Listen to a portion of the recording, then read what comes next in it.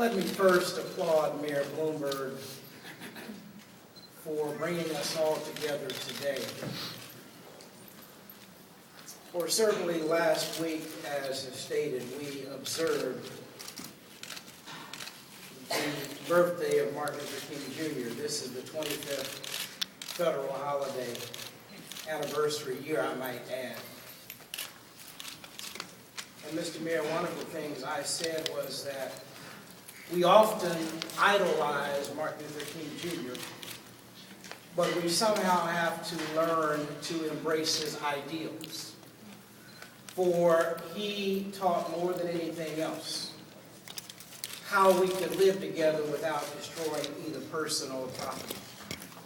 He taught us about nonviolence in this violent nation and world that we live in. And my mother continued that work throughout her life.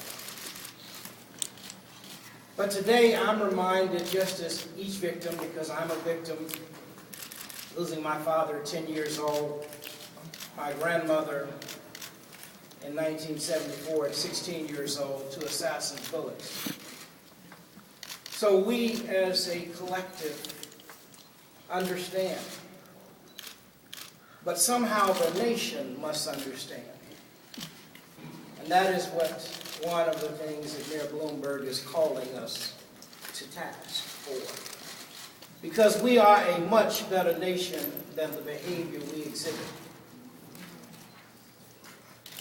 It seems to me that we need to embrace nonviolence or nonviolent conflict resolution training starting in nursery school and kindergarten. At one time that was done.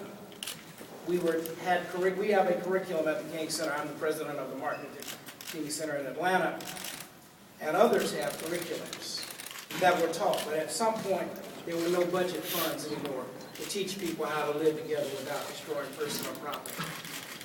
This should be one of the highest priorities of our nation. Saving people, but certainly saving our young. Because the nation is judged by how it treats its most precious resource. And certainly our most precious resource would be our children. So we can and must do a better job. I would only ask us to even consider, as we embrace in dialogue, we must also bring the National Rifle Association to the table to engage in dialogue. If we're going to create what my father would call a nonviolent society, we have to create a culture of nonviolence, just as we have created this culture of violence. Many of what we see on television, very briefly, cartoons, 6 out of 10 of them are violent. Movies, 7 out of 10 of them are violent. Video games, 7 out of 10 of them about blowing up something and shooting something. And then we go to the theaters, and 6 out of 10 movies in theater are violent, and we don't understand why our society is violent. Until we change what we consume, not censorship, self-censorship, then we're not going to address this issue in our nation that we all call home, that we all love. But we can do that. We can have a culture of nonviolence.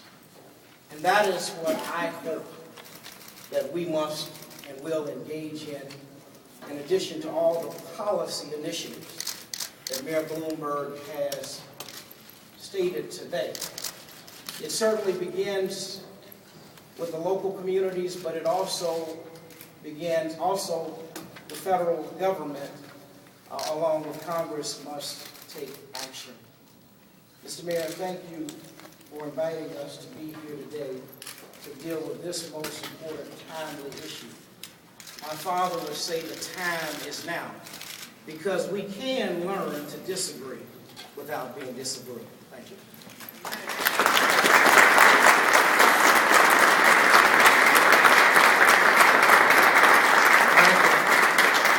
I'd like to point out that there's a lot more than 34 people standing behind me.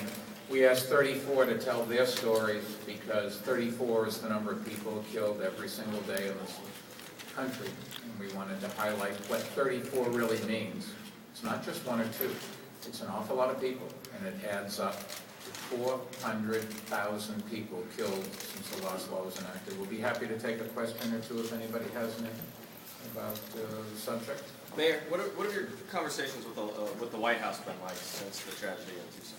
Well, I think all levels of government understand what the Mayor's Coalition Against Illegal Guns is trying to do, and there's certainly an awful lot of press about it, so everybody understands the issues.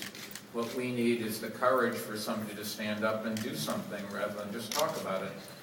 Mayors can only deal at the local level, but mayors are the ones that have to go to the hospitals when somebody's shot or give eulogies at the funerals when somebody is killed.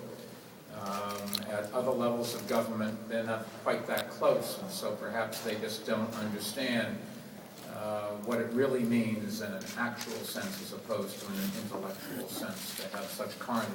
Yes, sir. Mr. Mayor, just wondered what you think the chances are of being able to get a check on every single gun sale. You know, at some point, people have just got to understand, it could have been them.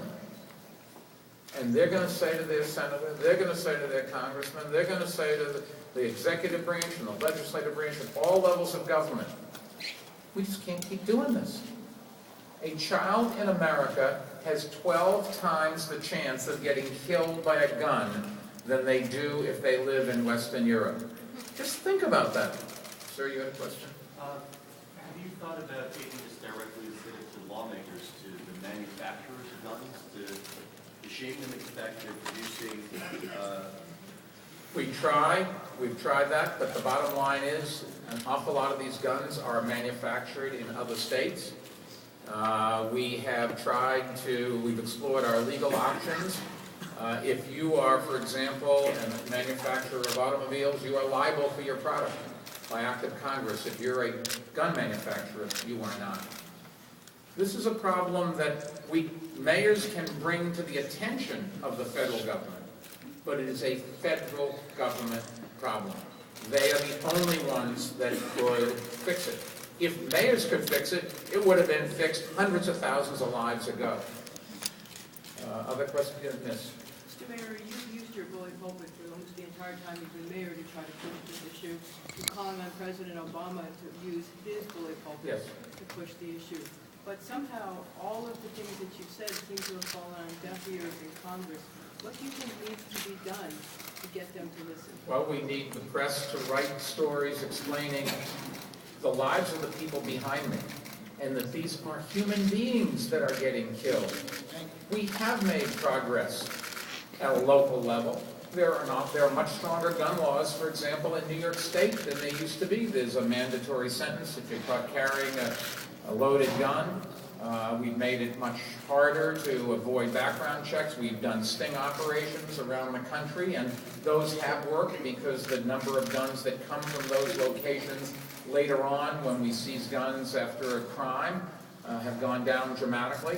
So we can do some things at a local level. But the basic problem here is a national problem.